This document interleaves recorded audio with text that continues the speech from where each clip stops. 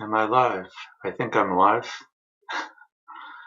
This is my first time streaming, so I'm getting used to the software, and I think you hopefully have sound. If anybody's watching this and can let me know if they have sound, that'd be great. I'm going to turn up the volume on the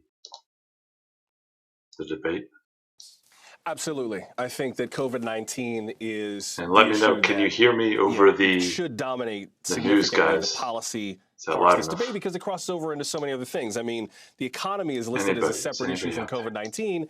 As you just heard from Casey, it's all locked together. I mean, regarding those 28,000 Disney layoffs, the company says the reason it's laying those people off is because I'm basically it just doesn't doing have this to COVID-19. test one other issue I'm interested in hearing. Streaming software.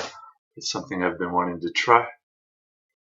Yeah, YouTube is telling me that it's not getting enough information to maintain smooth streaming. So I may have to abandon this at least tonight until I learn the software a little better. But I would love any feedback on the sound quality in particular, and the video quality too, for that matter.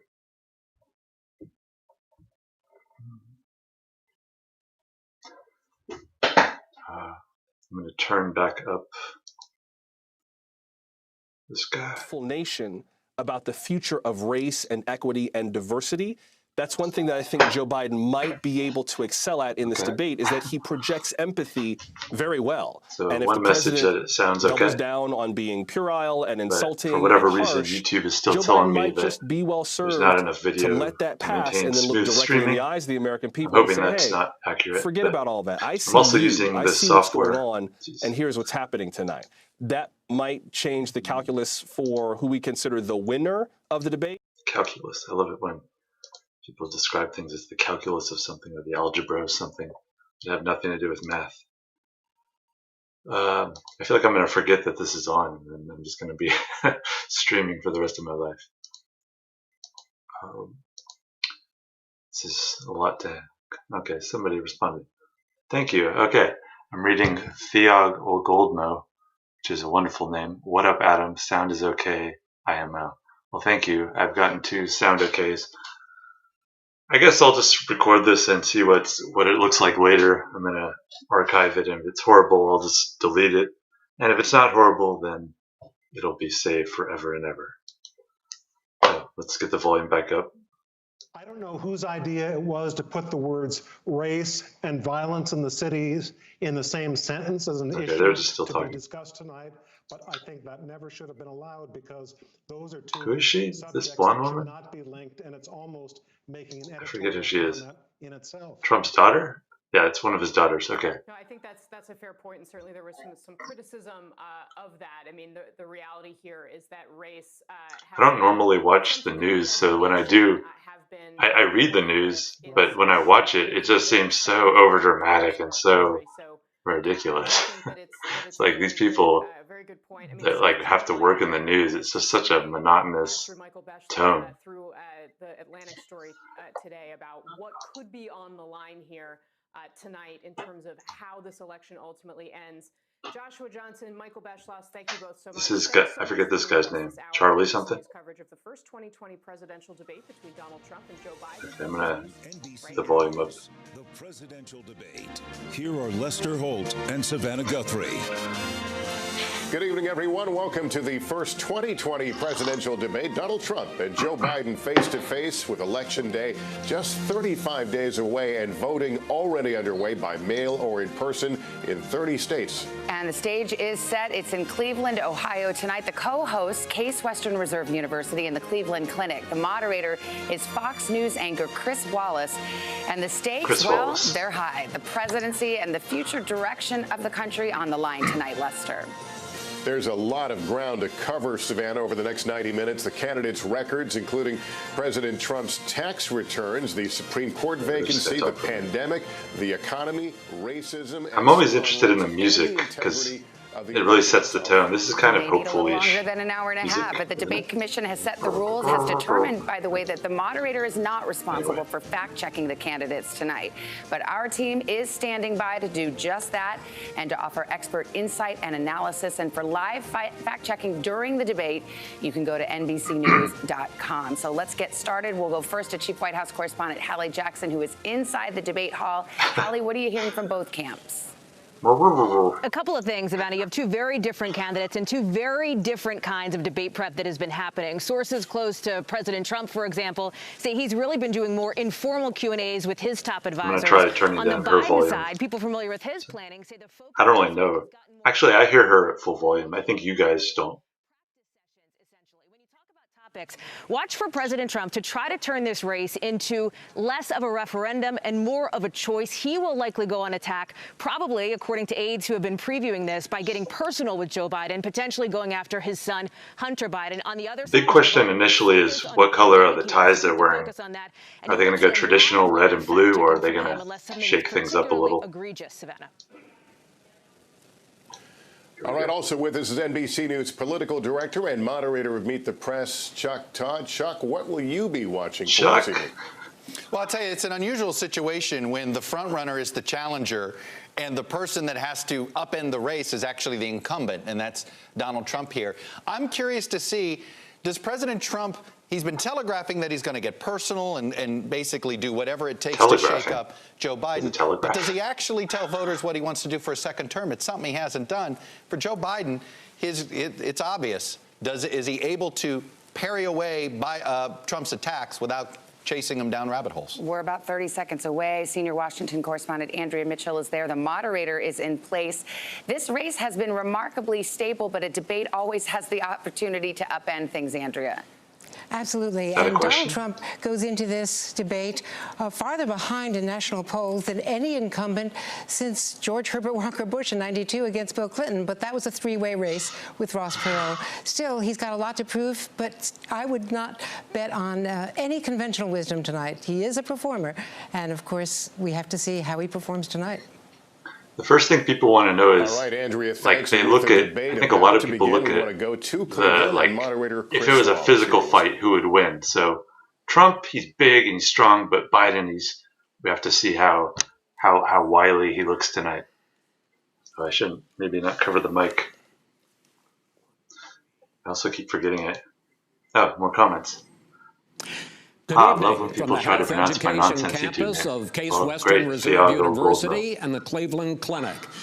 I'm Chris Wallace of Fox News, and I welcome you to the first of the 2020 presidential debates between President Donald J. Trump and former Vice President Joe Biden. This debate is sponsored by the Commission on Presidential Debates. The commission has designed the format, 6 roughly 15-minute segments, with 2-minute answers from each candidate to the first question, then open discussion for the rest of each segment. Both campaigns have agreed to these rules. For the record, I decided the topics and the questions in each topic. I can assure you, none of the questions has been shared with the commission or the two candidates. This debate is being conducted under health and safety protocols designed by the Cleveland Clinic, which is serving as the health security advisor to the commission for all 4 debates. As a precaution, both campaigns have agreed the candidates will not shake hands at the beginning of tonight's debate. The audience here in the hall has promised to remain silent. No cheers, no boos or other interruptions, so we, and more importantly you, can focus on what the candidates have to say. No noise except right now. I think that's great. We should always have that condition, Trump, even without COVID. And the Democratic no cheering. nominee, Vice President Biden. I thought they weren't supposed to cheer. What?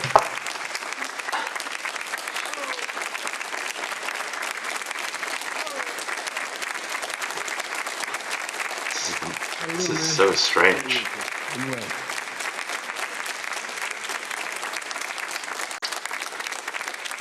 Gentlemen, a lot of people have been waiting for this night, so let's get going. Our first subject is the Supreme Court. President Trump, you nominated Amy Coney Barrett over the weekend to succeed the late Ruth Bader Ginsburg on the court.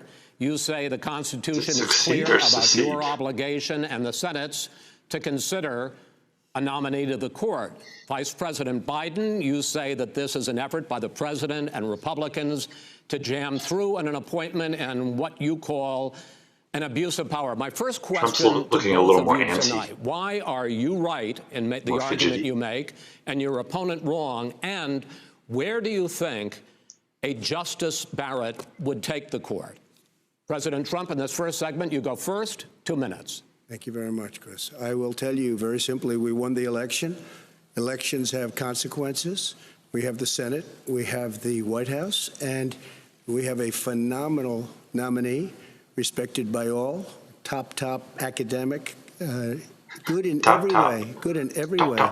In fact, some of her biggest endorsers are very liberal people from Notre Dame and other places. So I think she's going to be fantastic. We have plenty of time, even if we did it after the election itself. I have a lot of time after the election, as you know. So I think that she will be outstanding. She's going to be as good as anybody that has served on that court. We really feel that. As good as anybody off the street. Professor at Notre Dame, highly respected by all, said she's the single greatest student he's ever had. He's been a professor for a long time at a great school. And we won the election, and therefore we have the right to choose her. And very few people knowingly would say otherwise. And by the way, the Democrats, they wouldn't even think about not doing it. If they had, the only difference is they'd try and do it faster. There's no way they would give it up. They had Merrick Garland, but the problem is they didn't have the election, so they were stopped. And probably that would happen in some more reverse. comments, Slender Gems. So we won the election, and we have the right to do it, Chris. President Trump, thank you. Same question to you, Vice President Biden. You have 2 minutes. Well, first of all, thank you for doing this, and looking forward to this, Mr. President. Thank you, Joe. Thank you, Joe. The American people have a right to have a say in who the Supreme Court nominee is, and that say occurs when they vote for a United States senators and when they vote for the President of the United States. They're not going to get that chance now because we're in the middle of an election already. The election has already started. Tens of thousands of people have already voted. And so the thing that should happen is we should wait. We should wait and see what the outcome of this election is, because that's the only way the American people get to express their view is by who they elect as president and who they elect as vice president. Now, what's at stake here is the president's made it clear he wants to get rid of the Affordable Care Act. He's been running on that, he ran on that, and he's been governing on that. He's in the Supreme Court right now trying to get rid of the Affordable Care Act, which will strip 20 million people from having insurance, health insurance. 20 million strippers. If it goes into court. And the justice, and I have nothing, I'm not opposed to the justice, she seems like a very fine person. But she's written before she went to the bench, which is her right, that she thinks that the Affordable Care Act is not constitutional. The other thing that's on the court, and if it's struck down, what happens? Women's rights are fundamentally changed. Once again, a woman could be pay more money because she has a pre-existing condition of pregnancy. They were able to charge a woman more for the same exact procedure a man gets. And that ended when we, in fact, passed the Affordable Care Act. And there's 100 million people who have pre-existing conditions, and they'll be taken away as well. Those pre-existing conditions, the insurance companies are going to love this. And so it's just not appropriate to do this before this election. This is way too civil so far. I want some more. And the Senate is Democrat or Republican, then really he goes tear into forward. each other. If not, we should wait until February. All right. There aren't 100 million people with pre-existing conditions. As far as the say is concerned, the people already had their say. Okay, Justice Ginsburg said very powerfully, very strongly, at some point, 10 years ago or so, she said a president and the Senate is elected for a period of time, but a president's elected for 4 years. We're not elected for 3 years. I'm not elected for 3 years. So we have the Senate, we have a president. He's elected to the next election. During that period of time, we have an opening. I'm not elected for 3 years. I'm elected for 4 years. And the 100 million people, Joe, the 100 million people is totally wrong. I don't know where you got that number. The bigger problem that you have is that you're going to extinguish 180 million people with their private health care that they're very That's happy simply with. not true. Well, you're certainly going to socialist. You're going to socialist medicine. We're now into, gentlemen, we're now into open discussion. Open discussion. Open discussion. Yes, I agree. Go ahead, Vice President. Number one, he knows that what I proposed. What I proposed is that we expand Obamacare and we increase it. We do not wipe any. And one of the big debates we had, 23 of my colleagues trying to win the nomination that I won, were saying that Biden wanted to allow. I have to say I don't care for either of their ties. They can. They do. They will under my proposal. It's not what you've said, and it's not what your party has said. That is simply your party a lie. doesn't say it. Your party wants to go socialist medicine. My party is and me. Socialist. He's ready for 90 more minutes of this. They're going to dominate you, Joe. You know that. I am the Democratic Party right now. The platform of the Democratic Party is what I, in fact, approved of. What I approved of. Now, here's the deal. The deal is that it's going to wipe out pre-existing conditions. And by the way, the 200,000 people that have died on his watch, how many of those have survived? Well, there's 7 million people that contracted. How many of those who have died have survived? Going forward, if you strike down the Affordable Care Act. And Joe, you've had 308,000 military people dying because you couldn't provide them proper health care in the military. So don't tell me about this. I'm happy to talk about this. And if you were here, you would be 200. It would be 2 million people because you were very late on the draw. You didn't want me to ban China, which was heavily infected. You didn't want me to ban. All right, gentlemen, Europe, which was heavily infected. You would have been much later, Joe. Mr. President, much later. Mr. President, you're talking about 2 million people. Mr. President, as the moderator.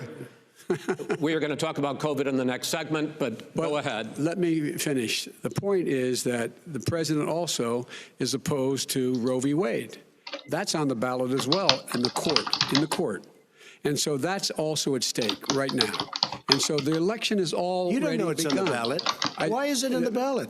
Because why is it on the ballot? It's not on the ballot. It's on the ballot in the court. I don't think so. In the court. Well, there's nothing happening there. Donald, would you just don't know her view on Roe v. Wade. I realize I don't need to type. All right, let's talk. I got a question about why is Obamacare a bad thing in the U.S. Thiago Goldmo. On health care. And then don't ask me to explain American politics. Mr. President, the Supreme Court will hear a case a week after the election. Not that I'm not saying that's a bad question. I'm saying that state attorneys general American politics are seeking to overturn. That's right. They're very complicated. To end Obamacare. You have spent the last because they want to give good health care. If I may ask my question, sir. Good health care. Over the last 4 years, you have promised to repeal and replace Obamacare, but you have never in these 4 years come up with a plan, a comprehensive plan to replace Obamacare. Of course I have. Well, I got rid of the individual mandate. I'm going to give you an opportunity. I got rid of the individual mandate, which was a big chunk of Obamacare. That is absolutely a big thing. That was the worst part of Obamacare. Sir, Chris, that was the worst part of it. Picking a fight with the host, not a good idea. The individual mandate was the most unpopular aspect of Obamacare. I got rid of it. You're going to call him Mr. Vice President? I'm the moderator of this debate, and I would like you to let me ask my question, and then you can answer your question.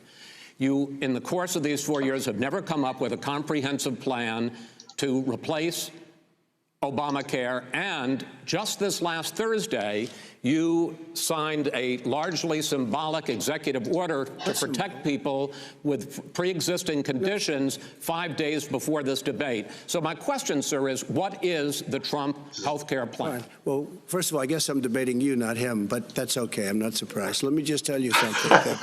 There's nothing symbolic. I'm cutting drug prices. I'm going with favored nations, which no president has the courage to do because you're going against Big Pharma. Drug prices will be coming down 80 or 90%. You could have done it during your 47 health care. All of the things that we've done, insulin. I give you an example. Insulin. It was destroying families, destroying people because I'm getting it for so cheap.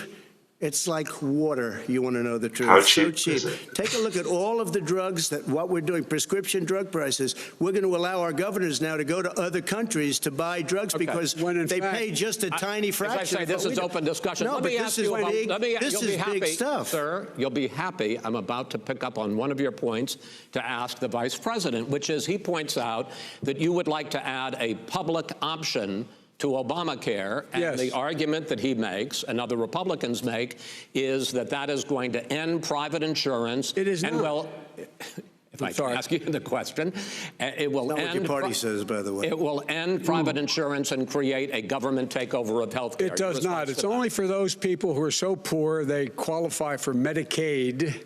They can get that free in most states, except governors who want to deny people who are poor Medicaid. Anyone who qualifies for Medicare would, Medicaid would automatically be enrolled in the public option. The vast majority of the American people would still not be in that option, number one. Joe, you agreed with Bernie Sanders, who's far left, on the manifesto, we call it. And that gives you socialized medicine. Look, hey, I'm not going to listen to him. The fact of the matter is, I beat Bernie Sanders. Not by much. I beat him a whole hell of a lot. I'm here standing facing you, old buddy. Pocahontas would have left 2 days early. You would have lost every primary. All he knows how to do is Super Tuesday. You got very lucky. Here's the deal. I got very lucky. I'm going to get very lucky tonight as well. And tonight I'm going to make sure, because here's the deal. Here's the deal. The fact is that everything he's saying so far is simply a lie. I'm not here to call out his lies. Everybody knows he's a liar. But you I just want to make sure. Joe, you're the liar. I want to make sure. Graduated last in your class, not first in your class. I want to make sure. Mr. President, can you let him finish, sir? No, he doesn't know how to do that. He has, you pick the wrong guy, the wrong night at the wrong time. Listen, you agreed with Bernie Sanders to the manifesto. The whole idea. Let him. There is no manifesto, number one. Please let him speak, Mr. President. Number two. You just lost the left. Number two. You just lost the left. You agreed with Bernie Sanders on a plan. Folks, absolutely agreed do you have any to, idea what this clown's doing? He's buying into his reality. You can't do that. You have to be condescending to it. He is not for any help for people needing health care because he in fact already has cost 10 million people their health care that they had from their employers because of his recession. Number one. Number two, there are 20 million people getting health care through Obamacare now that he wants to take it away. He won't ever look you in the eye and say that's what he wants to do. Take it away. No, I want to give them better health care at a much lower price because he doesn't know how. He doesn't know how to do that. I've already fixed it. He has never offered a plan. Fixed it to an extent. He has never done a single thing. As you might know, but probably don't. Gentlemen, you realize if you're both speaking at the same time, and it's too expensive. Let the president go ahead. I'd like to see Obamacare is no good. We made it. Biden address Trump directly and like look at him and like he needs to like guarantee pre-existing kind of conditions. view him directly, but like outpace him rather than talk away from him to the audience. And that destroyed. That they shouldn't even call it Obamacare. Then I had a choice to make. Do I let my people run it really well or badly? If I run it badly, they'll probably blame him, but they'll blame me. But more importantly, I want to help people, okay? I said, you got to run it so well. And I just had a meeting with them. They said, the problem is no matter how well you run Obamacare, it's a disaster. It's too expensive. Premiums are too high, and it doesn't work. So we do want to get rid of it. Yes, we want to get rid of it. I understand it, sir. I saw the comment. It says, Jesus Christ, exactly. Please let the Vice President talk. Good.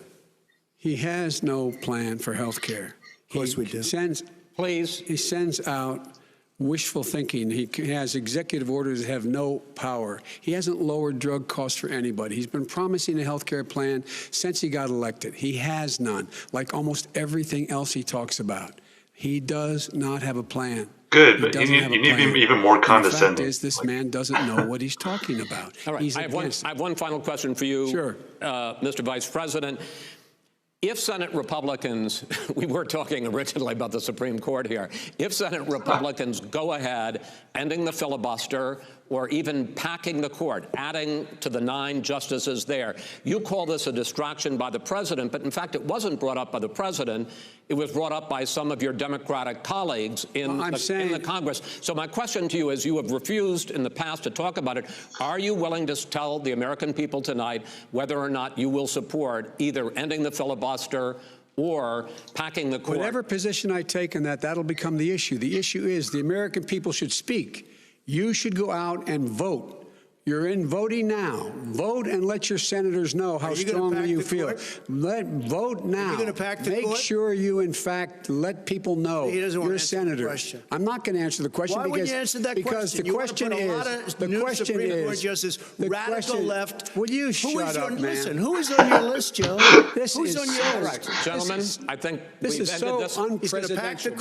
We have ended this segment. We're going to move on to the second segment. That was really a productive segment, wasn't it? Keep yapping, man. The people understand you. 47 years, you've done nothing. That was good. I think he's kind of getting that condescension that he needs. COVID-19, which is an awfully serious subject, so get serious. Let's try to be serious about it. We have had more than 7 million cases of coronavirus in the United States, and more than 200,000 people have died. Even after we produce a vaccine, experts say that it could be months or even years before we come back to anything approaching normal. My question for both of you is, based on what you have said and done so far and what you have said you would do starting in 2021, why should the American people trust you more than your opponent to deal with this public health crisis going forward? In this case, the question goes to you first, sir. 2 minutes uninterrupted. Good luck. 200,000 dead. As you said, over 7 million infected in the United States. We, in fact, have 4% of the world's population, 20% of the deaths. 40,000 people a day are contracting COVID. In addition to that, about between 750 and 1,000 people a day are dying. When he was presented with that number, he said, it is what it is. Well, it is what it is because you are who you are. That's why it is. The president has no plan. He hasn't laid out anything. He knew all the way back in February how serious this crisis was. He knew it was a deadly disease. What did he do? He's on tape as acknowledging he knew it. He said Biden was doing bad for a while, but now I feel like he's doing because better. He didn't want to panic the American people. You don't panic. He panicked. In addition to that, what did he do? He went in and we were insisting that the people we had on the ground in China should be able to go to Wuhan and determine for themselves how dangerous this was. He did not even ask Xi to do that. He told us what a great job Xi was doing. He said we owe him a debt of gratitude for being so transparent with us. And what did he do then? He then did nothing. He waited. I thought and you were saying she, S-A-G, but I think he's saying I laid out back in March exactly what we should be doing. And I laid out again in July what we should be doing. We should be providing all the protective gear possible. We should be providing the money the House has passed in order to be able to go out and get people the help they need to keep their businesses open schools that cost a lot of money. You should get out of your bunker and get out of the sand trap and get in your golf course and go in the Oval Office and bring together the Democrats and Republicans and fund what needs to be done now to save lives. So if we would have listened to you. You have 2 minutes, sir. If we would have listened to you, the country would have been left wide open. Millions of people would have died, not 200,000. And one person is too much. It's China's fault. It should have never happened. They stopped it from going in, but it was China's fault. And by the way, when you talk about numbers, you don't know how many people died in China. You don't know how many people died in Russia. You don't know how many people died in India. They don't exactly give you a straight count, just so you understand. But if you look at what we've done, I closed it, and you said he's xenophobic. He's a racist, and he's xenophobic because you didn't think I should have closed our country. Wait a minute. It says 2 minutes. You didn't think we should have closed our country because you thought it was terrible. You wouldn't have closed it for another 2 months. By my doing it early, in fact, Dr. Fauci said, President Trump saved thousands of lives. Many of you Democrat governors said, you shouldn't look down, I think, because that's like, we worked with it's like almost like shame. You should look up or look at him. Did a phenomenal job. Most of them said that. Just like Trump does, like be prepared to not be necessarily on my side. Show his next response. President Trump did a phenomenal job. We did. We got the gowns. We got the masks. We made the ventilators. You wouldn't have made ventilators. And now we're weeks away from a vaccine. We're doing therapeutics already. What does that mean? You wouldn't have made ventilators? When they get sick. far fewer people are dying. We've done a great job. The only thing I haven't done a good job, and that's because of the fake news. No matter what you say to them, they give you bad press on it. It's just fake news. They give you good press. They give me bad press because that's the way it is, unfortunately. But let me just tell you something. I don't care. I've gotten used to it. But I'll tell you, Joe, you could never have done the job that we did. You don't have it in your blood. You could have never done that job. I know how to do the job. I know how to get the job Well, you done. didn't do very well in swine flu. H1N1, you were a disaster. Your own chief of staff said you were a disaster. 14,000 people died, not 200,000. Trump is always really good at this, like moving the spotlight off of him to other things. You made a point. Let him answer. So by the time he has so many little attacks that you forget this is his what the original subject was. Shut down. The reason it's shut down is because, look, you folks at home, how many of you got up this morning and had an empty chair at the kitchen table because someone died of COVID? How many of you were in a situation where you lost your mom or dad and you couldn't even speak to them? You had a nurse holding a phone up so you could, in fact, say goodbye. You would have lost far more people. Far more people. And you would have been. And by the way, your own, his own CDC director says we could lose as many as another 200,000 people between now and the end of the year. And he held up. He said, if we just wear a mask, we can save half those numbers. Just a mask. And by the way, in terms of the whole notion of a vaccine. We're for a vaccine, but I don't trust him at all, nor do you. I know you don't. What we trust is a scientist. You don't we trust Dr. Johnson Fauci. Johnson, Pfizer? Okay, by the way, gentlemen, let me move on to questions about the future, because you both have touched on two of the questions I'm going to ask. Focusing on the future first, President Trump, you have repeatedly either contradicted or been at odds with some of your government's own top scientists. The week before last, the head of the Centers for Disease Control, Dr. Redfield, said it would be summer before the vaccine would become generally available to the public. You said that he was confused and mistaken. Those were your two words. Yeah. But Dr. Slaoui, the head of your Operation Warp Speed, has said exactly the same thing. Are they both wrong? Well, I've spoken to the companies, and we can have it a lot sooner. It's a very political thing because people like this would rather make it political than save lives. It is a very political thing. I've spoken to Pfizer. I've spoken to all of the people that you have to speak to. We have great Moderna, Johnson & Johnson, and others. They can go faster than that by a lot.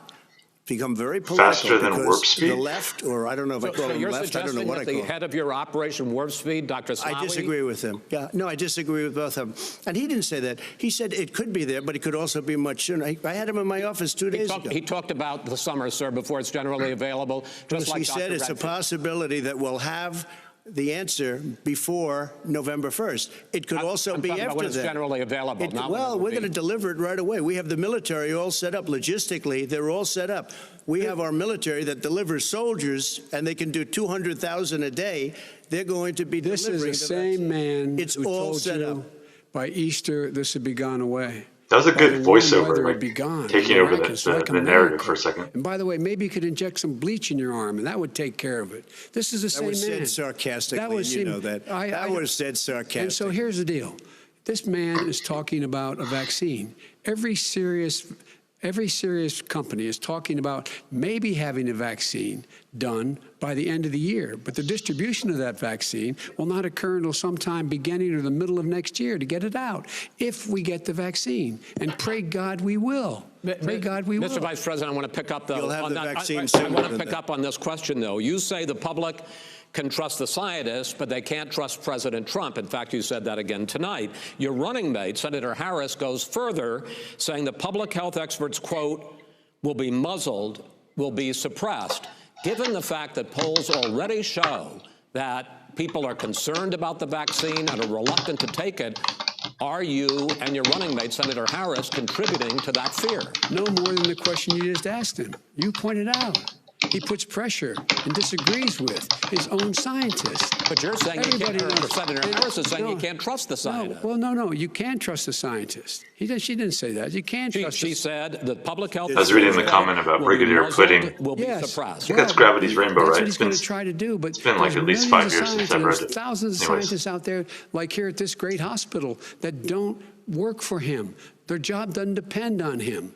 That's not, they're the people, and by the way. I spoke to the scientists that are in charge. By the way. They will have the vaccine very soon. Do you believe for a moment what he's telling you in light of all the lies he's told you about the whole issue relating to COVID?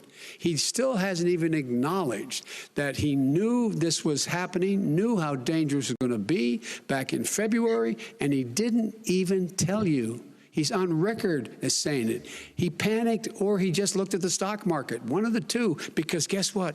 A lot of people died, and a lot more are going to die unless he gets a lot smarter, a lot quicker. Mr. President? Did you use the word smart? So you said you went to Delaware State, but you forgot the name of your college.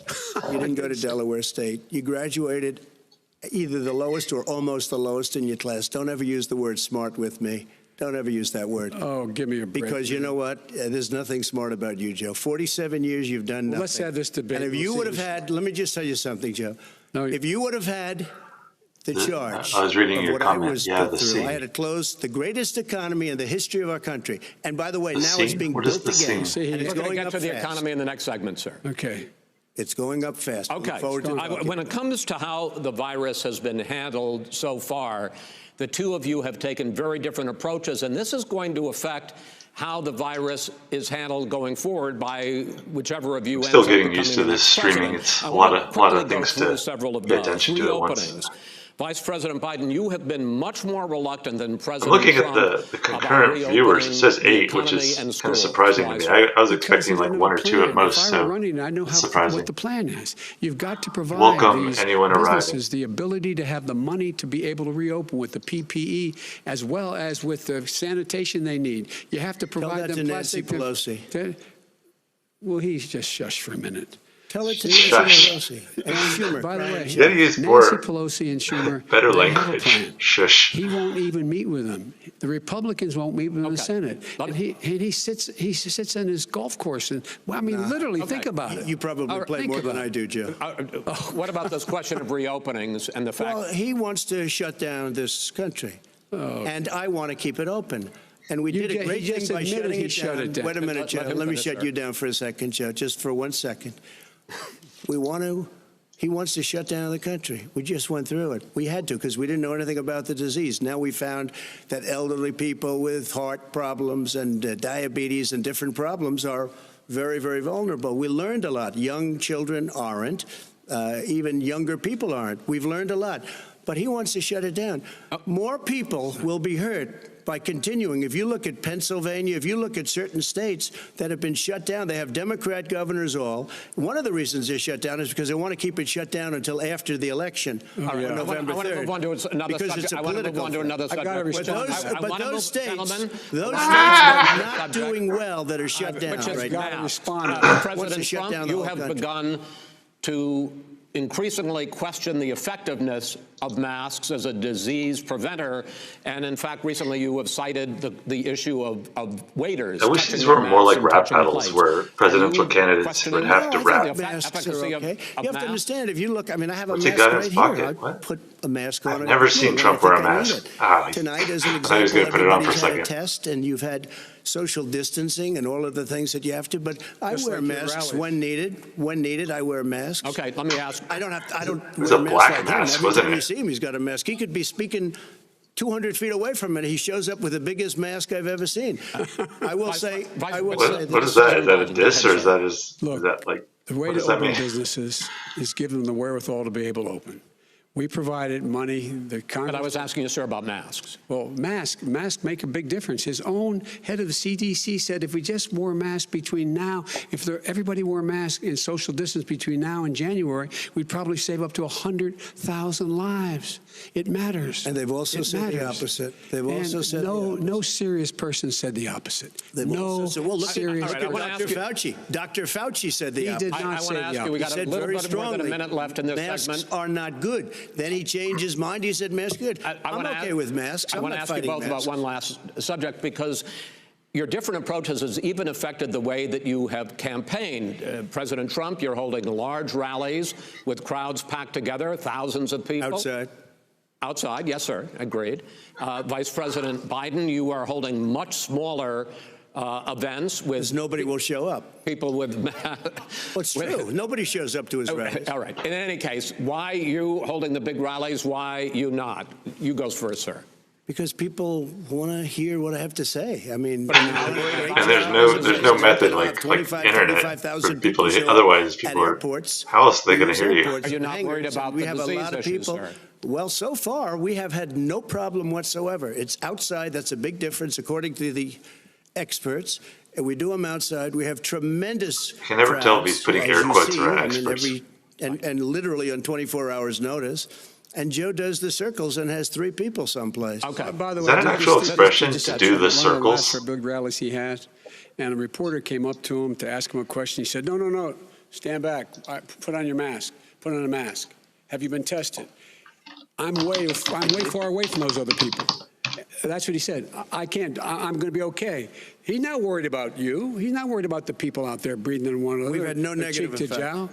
I don't see that phrase to do the circles anywhere. I think he just made that up. 40,000 people at these rallies. Just quickly finish up because I want to move on to our next. Yes, I would. He's been totally irresponsible the way in which he has handled the social distancing and people wearing masks, basically encouraged them not to. All right. He's a fool on this. If you could get the crowds, you would have done the same thing. But you can't. Nobody cares. Gentlemen, can we move on to the economy? Yes. The economy is, I think it's fair to say, recovering faster than expected from the shutdown. Much faster. In the second quarter. I hope the audio and the video is holding up okay. YouTube is still telling me there's not enough to maintain smooth streaming, so I apologize. If I ever do this again, I'll figure it out a little better. Had expected. President Trump, you say we are in a V-shaped recovery. Vice President Biden, you say it's more of a K-shape.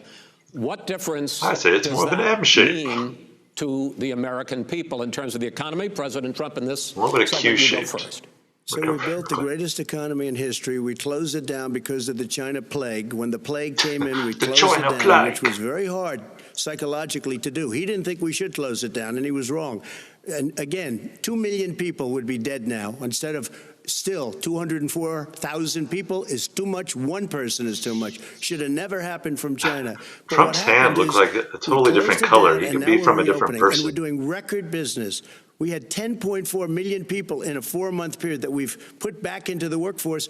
That's a record the likes of which nobody's ever seen before. And he wants to close down he will shut it down again. He will destroy this country. You know, a lot of people, between drugs and alcohol and depression, when you start shutting it down, you take a look at what's happening in some of your Democrat-run states where they have these tough shutdowns. And I'm telling you, it's because they don't want to open it. One of them came out last week. You saw that.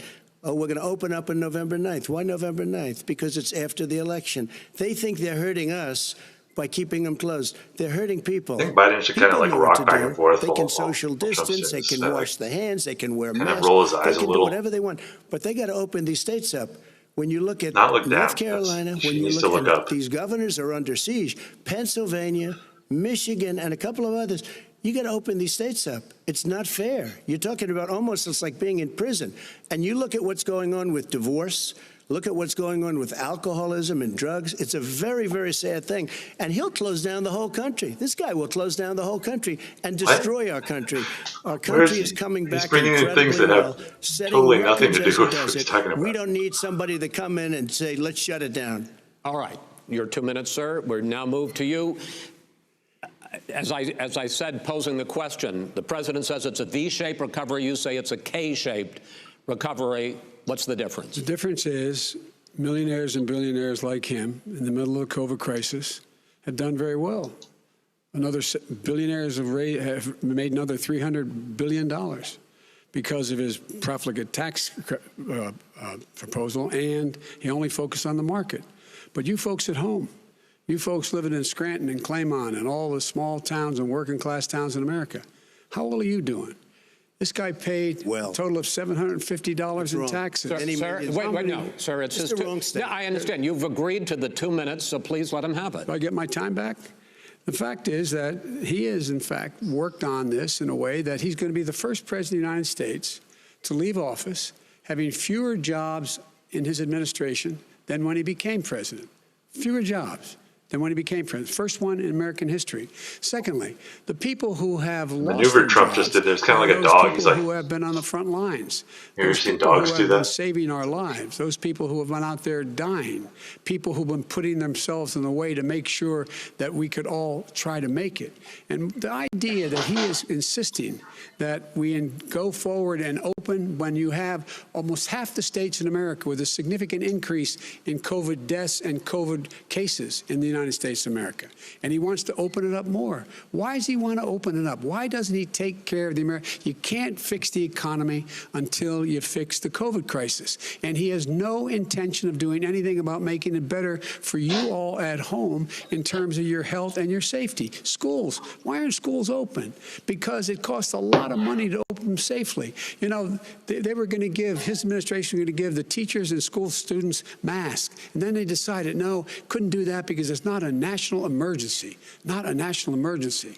They've done nothing to help small businesses. I have to say that I think Trump is a better speech giver. He ought to get on the job and take care of the needs better of at the like American kind of roping people so into his rule. same with Bernie Sanders. He's good at like creating I have to respond to that. his version of events. 2 minutes, sir. Excuse me, he made a statement.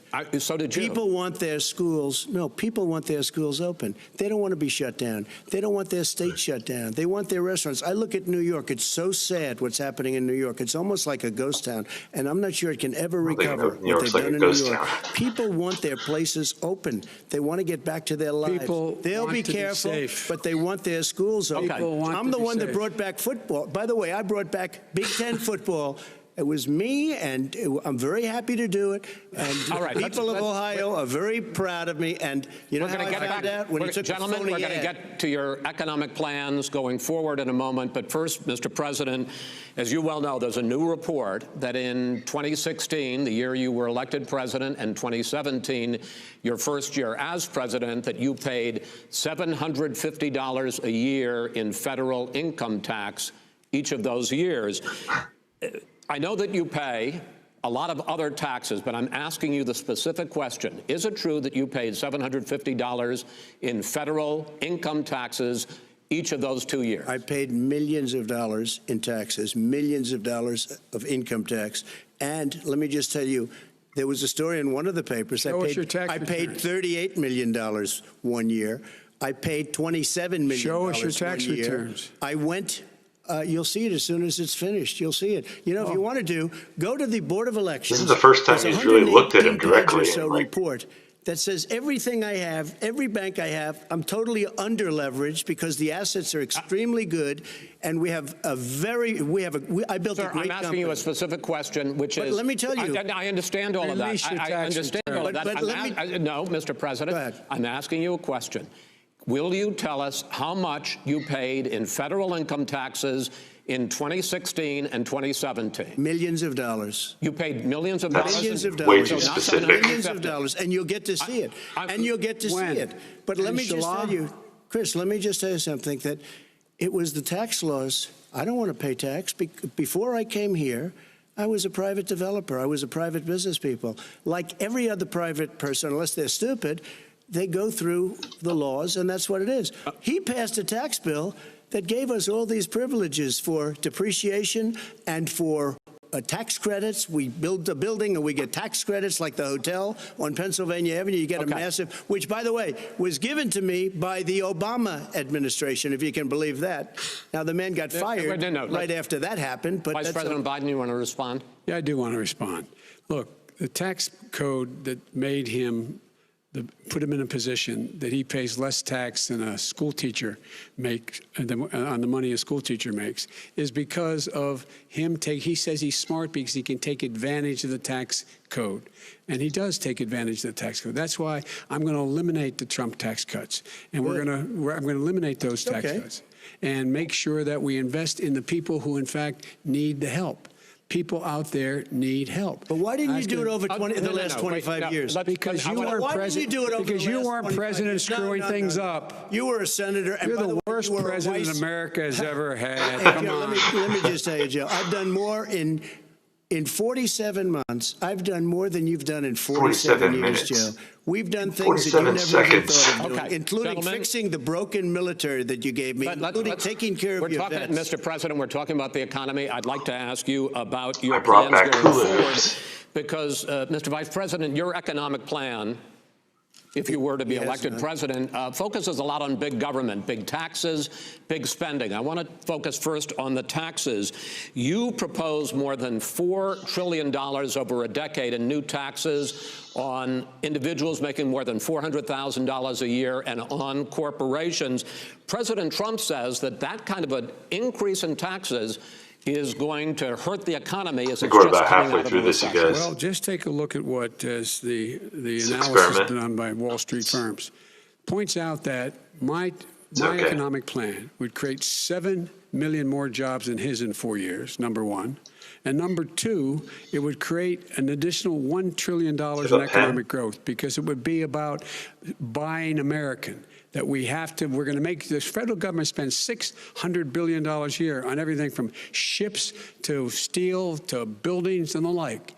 And under my proposal, we're going to make sure that every penny of that has to be made by a company. But respectfully, sir, I'm talking about taxes, not spending. By the way, I'm going to eliminate a significant number of the tax. I'm going to make the corporate tax 28%. It shouldn't be 21%. You have 91 companies, in the Fortune 500 who don't pay a single penny in tax, making billions of dollars. Why didn't you do it before when you were vice president with Obama? Because you, in fact, passed that. That was your tax proposal. I got it done. And you know what happened? Yeah, you got it done. Our economy boomed like it's never boomed. The economy is busted. Let me finish. Mr. President, let me pick up on that. You would continue your free market approach, lower taxes, more deregulation, correct? Not lower taxes for American people. Excuse me. But in Obama's, you talk about the economy booming. It turns out that in Obama's final 3 years, I think Biden's doing his best when he has like shorter parts, but when he gets into long speeches, he just kind of your presidency. He's not a speech giver. Recovery since economic recovery since 1929. It was the slowest recovery. Also, they took over something that was down here. All you had to do is turn on the lights and you pick up a lot. But they had the slowest economic recovery since 1929. Let me tell you about the stock market. When the stock market goes up, that means jobs. It also means 401ks. If you got in, if you ever became president with your ideas, you want to terminate my taxes, I'll tell you what, you'll lose half of the companies that have poured in here will leave, and plenty of companies that are already here, they'll leave for other places. They will leave, and you will have a depression, the likes of which you've never seen. Look, I think this is getting way too the worst economical recession short of a depression in for American people history. at home. Like they just I was want asked to bring bigger it back. ideas. We were able to have an economic recovery that created the jobs you're talking about. We handed him a booming economy. He blew it. It wasn't booming. He blew it. It wasn't booming. It was the weakest recovery since 1929. Is it fair to say he blew it when, in fact, when there was record low unemployment before COVID? Yeah, but because what he did, even before COVID, manufacturing went in the hole. Manufacturing went in a hole. Excuse me, Chris. Wait. Number two. Chris. Number three. They said it would take. No, you're number two. No. Chris.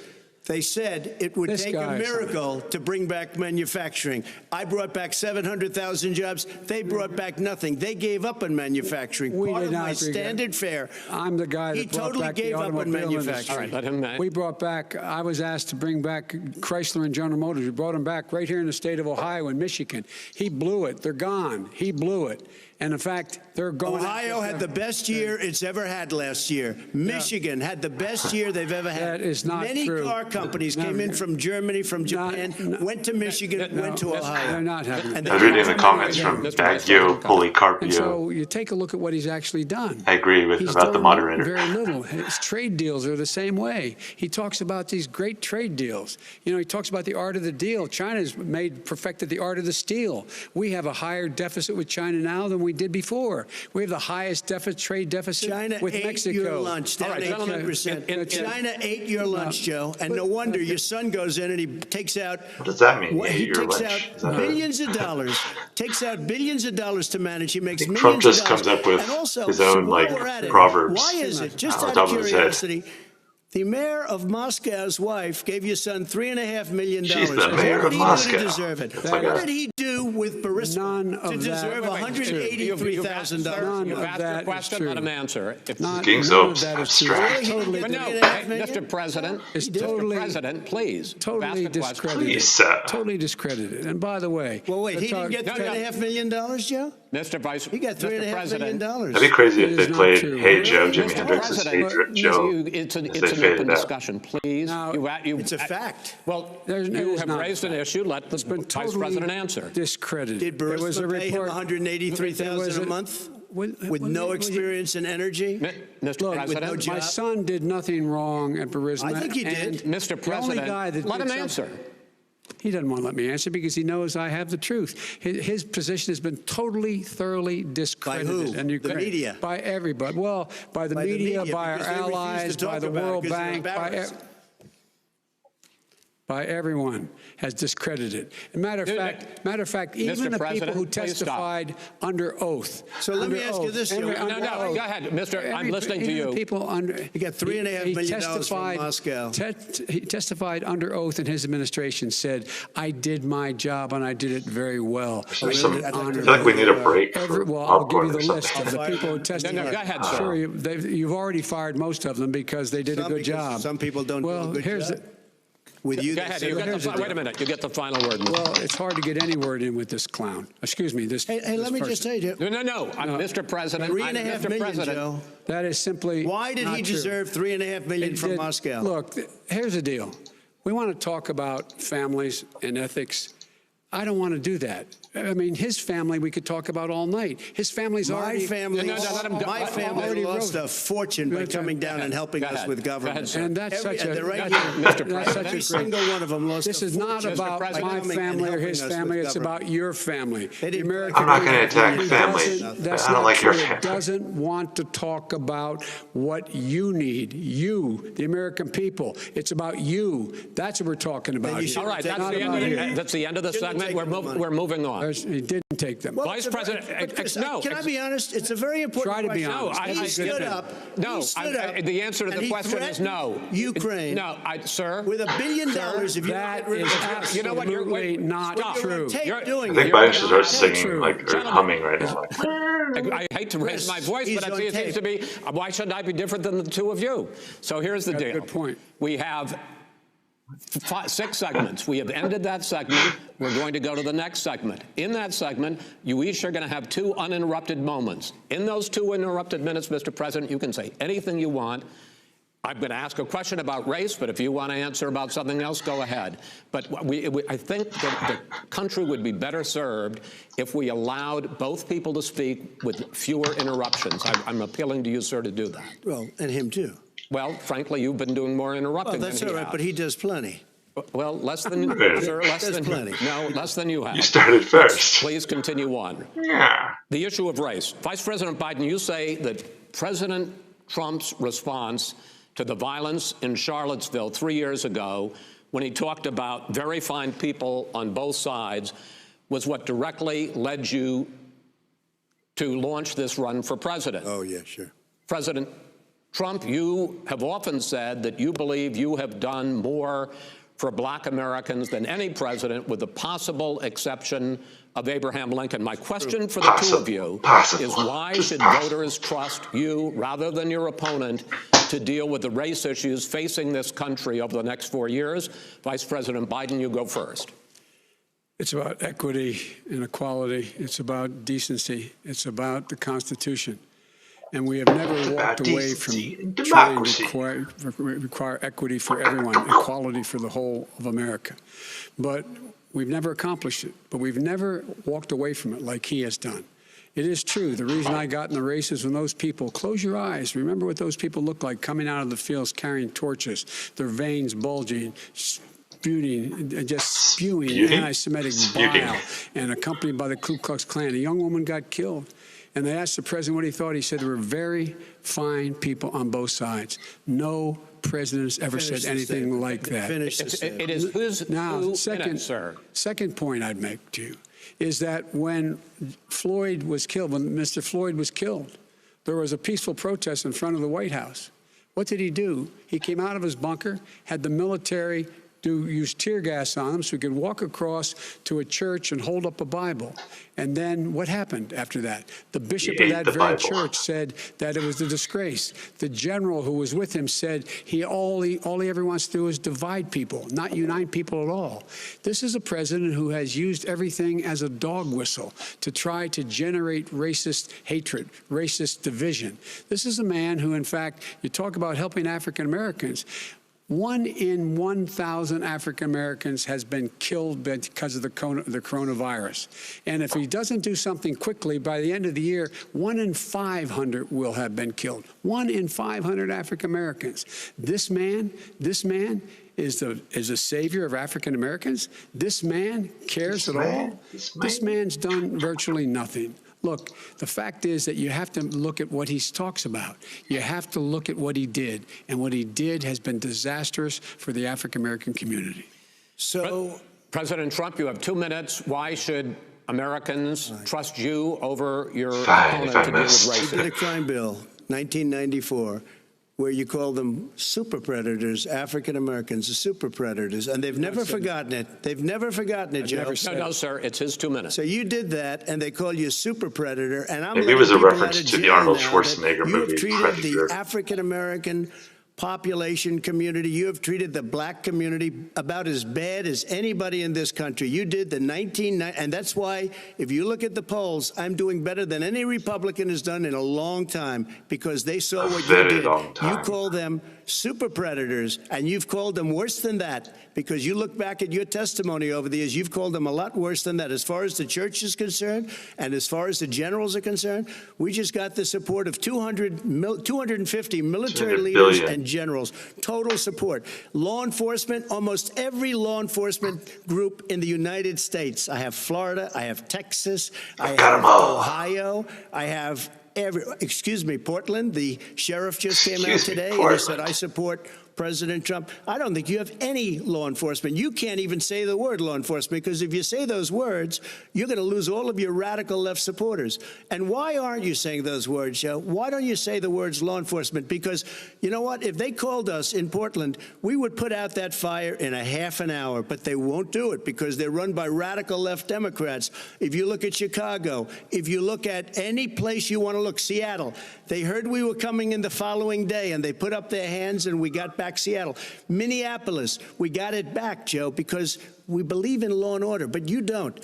The top 10 cities and just about the top 40 cities are run by Democrats and in many cases radical left, and they've got you wrapped around their finger, Joe, to a point where you don't want to say anything about law and order. And I'll tell you what, the people of this country want and demand law and order, and you're afraid to even say it. All right. I want to return to the question of race. Vice President Biden, after the grand jury in the Breonna Taylor case decided not to charge any of the police with homicide, you said it raises the question, quote, whether justice could be equally applied in America. Do you believe that there is a separate but unequal system of justice for blacks in this country? Yes, there is. There's systemic injustice in this country, in education, and in law enforcement, and the way in which it's enforced. But look, the vast majority of police officers are good, decent, honorable men and women. They risk their lives every day to take care of us. But there are some bad apples. And when they occur, when they find them, they have to be sorted out. They have to be held accountable. They have to be held accountable. And what I'm going to do as President of the United States is call together an entire group of people at the White House, well, everything from the civil rights groups to the police officers, to the police chiefs, and we're going to work this out. We're going to work this out so we change the way in which we have more transparency in when these things happen. These cops aren't happy to see what happened to George Floyd. These cops aren't happy to see what happened to Breonna Taylor. Most don't like it. But we have to have a system where people are held accountable. And by the way, violence in response is never appropriate. Never appropriate. Peaceful protest is. Violence is never appropriate. All right, what is peaceful protest? When they run through the middle of a town and burn down your stores and kill people all over the place, and you say peaceful protest? No, it's not, but you say it is. President Trump, I'd like to continue with the issue of race. I promise we're going to get to the issue of law and order in a moment. This month, your administration directed federal agencies to end racial sensitivity training that addresses white privilege or critical race theory. Why did you decide to do that, to end racial sensitivity training? And do you believe that there is systemic racism in this country, sir? I ended it because it's racist. I ended it because a lot of people were complaining that they were asked to do things that were absolutely insane, that it was a radical revolution that was taking place in our military, in our schools, all over the place, and you know it, and so does everybody else. And he would know. What is radical totally about racist. And you know it. If you were a certain person, you had no it's a useless status in phrase. life. It was sort of a reversal. Totally manipulative. And if you look at the people, we were paying people hundreds of thousands of dollars to teach very bad ideas and, frankly, very sick ideas. And really, they were teaching people to hate our country. And I'm not going to do that. I'm not going to allow that to happen. We have to go back to the core values of this country. They were teaching people that our country is a horrible place, it's a racist place, and they were teaching people to hate our country. And I'm not going to allow that to happen. Vice President Biden? Nobody's doing that. He's the racist. You just don't know. Here's the deal. I know a lot more about this than he does. Let him finish. The fact is that there is racial insensitivity. People have to be made aware of what other people feel like, what insults them, what is demeaning to them.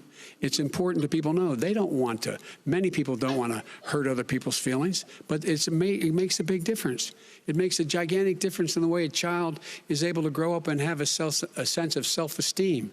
It's a little bit like how this guy and his friends look down on so many people. They look down their nose on people like Irish Catholics like me and grew up in Scranton. They look down on people who don't have money. They look down on people who are of a different faith. They look down on people who are a different color. In fact, we're all Americans. The only way we're going to bring this country together is bring everybody together. There's nothing we cannot do if we do it together. We can take this on and we can defeat racism in America. President Trump, sir. During the Obama-Biden administration, there was tremendous division. There was hatred. You look at Ferguson, you go to many places. Look at Oakland. Look what happened in Oakland. Look what happened in Baltimore. Look what happened.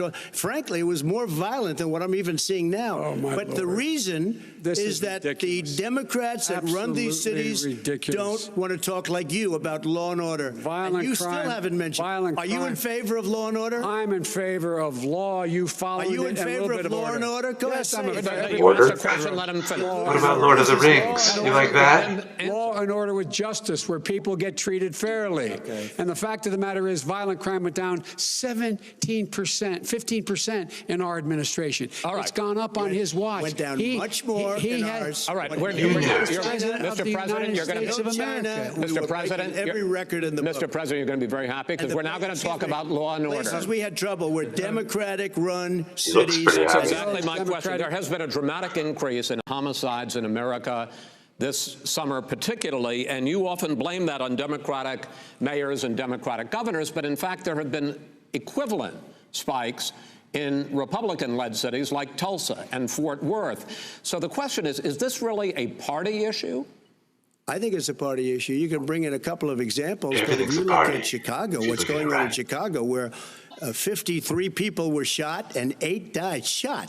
If you look at New York, where it's going up like nobody's ever seen anything, the numbers are going up 100, 150, 200% crime. It is crazy what's going on. And he doesn't want to say law and order because he can't, because he'll lose his radical left supporters. And once he does that, it's over with. But if he ever got to run this country... Is there a condition like Tourette's, the opposite, where you can't say certain things? Our suburbs would be gone. By the way, our suburbs would be gone. And you would see problems like you've never seen. He would know a suburb unless he took a wrong turn. Oh, I know suburbs. He would not. So much Go ahead. Wait a minute. I was raised in the suburbs. This is not 1950. All these dog whistles on racism don't work anymore. Suburbs are by and large integrated. There's many people today driving their kids to soccer practice and or to black and white and Hispanic in the same car as there have been any time in the past. What really is a threat to the suburbs and their safety is his failure to deal with COVID. They're dying in the suburbs. His failure to deal with the environment. They're being flooded. They're being burned out because his refusal to do anything. That's why the suburbs are in trouble. I do want to talk about this issue of law and order, though. And in the joint recommendation that came from the Biden-Bernie Sanders task force, you talked about, quote, reimagining policing. Yeah. First of all, what does reimagining policing mean, and do you support? It means. If I might finish the question, what does reimagining policing mean, and do you support the Black Lives Matter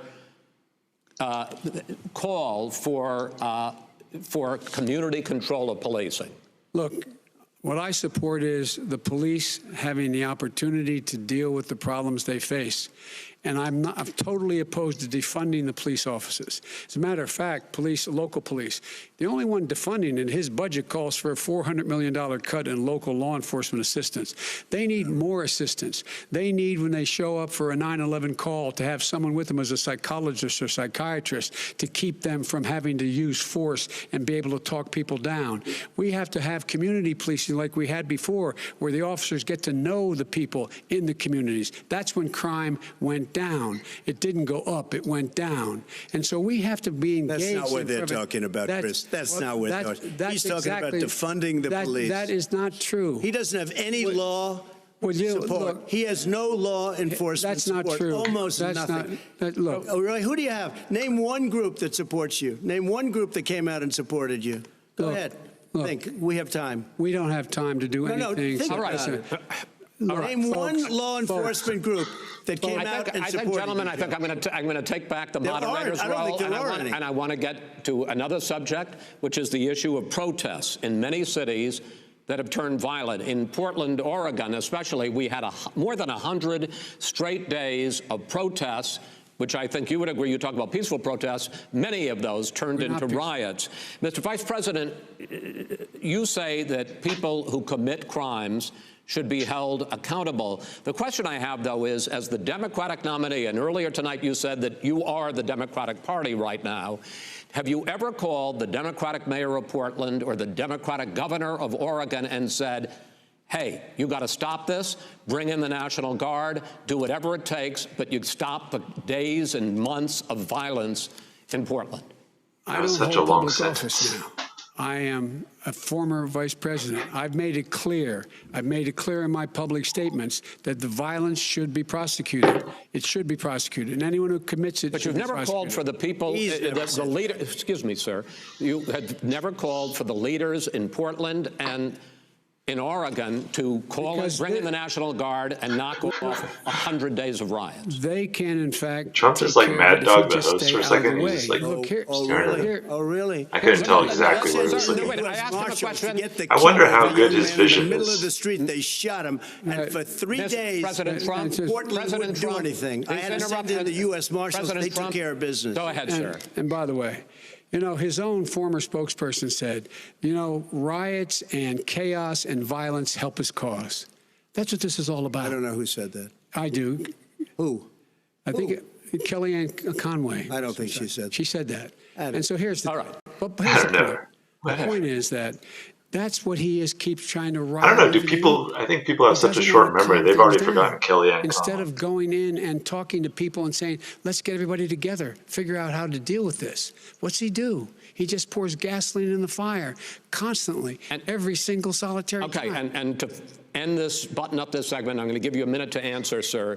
You have repeatedly criticized. I have to answer his statement. No, you have repeatedly. Wait, you have no, you've been talking back and forth. You made a statement. I'm asking you. I would love to end it. Sir, I would love to end it. You know, if you want to switch seats, we could very quickly. We can do that. But I'd send in the National Guard. It would be over. There'd be no problem. Okay. But they don't want to accept the National Guard. You have repeatedly criticized. I don't want the host to cave into Trump. He needs to, like, for not specifically calling out Antifa and other left-wing extremist groups.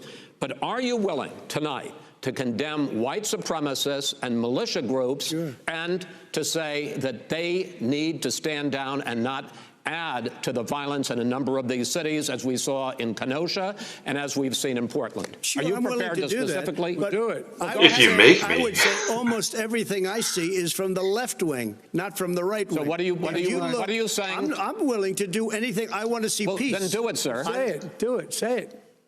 Do you want to call him? What do you want to call them? Give me a name. Give me a white name. Supremacists and white supremacists. White supremacists and right Proud Boys, stand back and stand by. But I'll tell you what. Somebody's got to do something about Antifa and the left, because this is not a right-wing problem. This is a left-wing. This is a left-wing problem. White supremacists. Antifa's an idea, not Instead an of condemning them, he kind of praised them. It's an idea. His FBI director said. Well, then you know what? No, we're done, sir. We're moving on to the next. When a bat hits you over the head, that's not an idea. Everybody in your administration tells you the truth has a bad idea. Can I tell you what? You have no idea. Antifa is a danger. So basically, Trump would not condemn white supremacists. They'll overthrow you. I'm going to ask a question. When the president seeks a second term, it is generally a referendum on his record. But Vice President Biden, you like to quote one of your dad's sayings, which is, don't compare me to the almighty, compare me to the alternative. And in this case, sir, you are the alternative. Looking at both of your records, I'm going to ask each of you, why should voters elect you president over your opponent? In this segment, President Trump, you go first, 2 minutes. Because there has never been an administration or president who has done more than I've done in a period of 3.5 years. And that's despite the impeachment hoax. And you saw what happened today with Hillary Clinton, where it was a whole big con job. But despite going through all of these things where I had to fight with Hillary both flanks and behind me and above, there has never been an administration that's done what I've done. The greatest, before COVID came in, the greatest economy in history, lowest unemployment numbers. Everything was good. Everything was going. And by the way, there was unity going to happen. People were calling for the first time in years. They were calling and they were saying it's time maybe. And then what happened? We got hit, but now we're building it back up again. A rebuilding of the military, including Space Force and all of the other things. A fixing of the VA, which was a mess under him. 308,000 people died because they didn't have proper health care. He was a mess. And we now got a 91% approval rating at the VA, our vets. We take care of our vets. But we've rebuilt our military. The job that we've done, and I'll tell you something, some people say maybe the most important. By the end of the first term, I'll have approximately 300 federal judges and Court of Appeals judges, 300, and hopefully 3 great Supreme Court justices. That is a record, the likes of which very few people, and you know one of the reasons I'll have so many judges?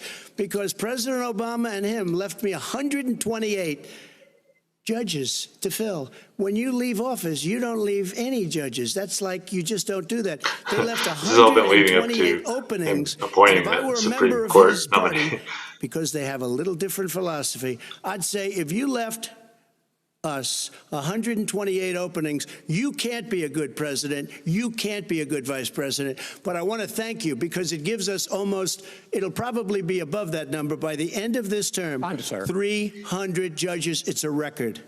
Looking at both of your records, why should voters elect you president as opposed to President Trump? You have 2 minutes uninterrupted. Under this president, we become weaker, sicker, poorer, more divided, and more violent.